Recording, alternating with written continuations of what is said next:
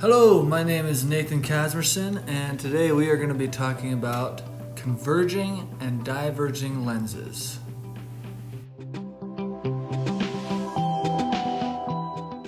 For the purposes of understanding converging and diverging lenses, it's helpful to think about light in terms of the ray model. In other words, light is going to travel in a straight line unless directed otherwise.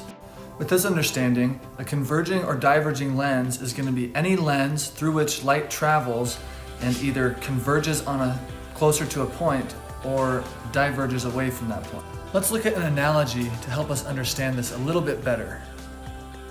So imagine with me that we've got three cars driving on a racetrack, and they're all going the exact same speed, and they're approaching a mud puddle that's shaped like this. Everyone knows when you drive in mud, you drive slower than when you're driving on the regular road. So that's exactly what's going to happen. As these cars approach the mud, they're going to slow down for this portion of the track. Now for this middle car here, that's not going to be a big issue as far as changing direction because the tires are going to hit the mud at the same time, assuming that this is accurate.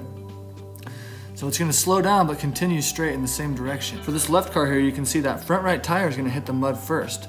So that portion of the car is going to slow down while the other three tires continue at the same speed, which is going to cause a change in direction. The same is true for this car on the right, this purple one.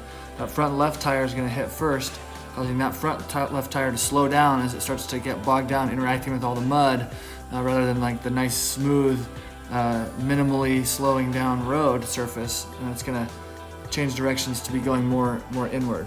This same thing is going to happen again as we're exiting the mud puddle. You can imagine this left car going at an angle, that front left tire is going to hit the pavement again and start to speed up, and it's going to cause another slight change in angle.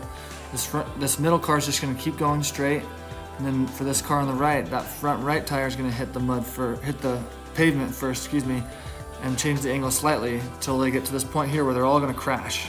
If we had a mud puddle shaped like this, you can imagine a similar thing is going to happen, just going away from each other instead of together. The same exact thing is going to happen with light.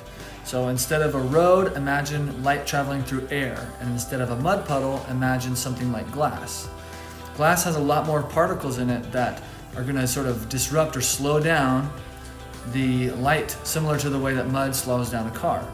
If you have just a flat piece of glass, that's not going to change the direction of the light, but depending on the shape of the glass, if it's curved on the outer edges, convex, or if it's curved inward or concave, then it's going to change the direction of the light to either converge at a point beyond the glass or diverge. And we have tons of ways that we use this, whether it's in glasses, telescopes, microscopes, tons of great uses.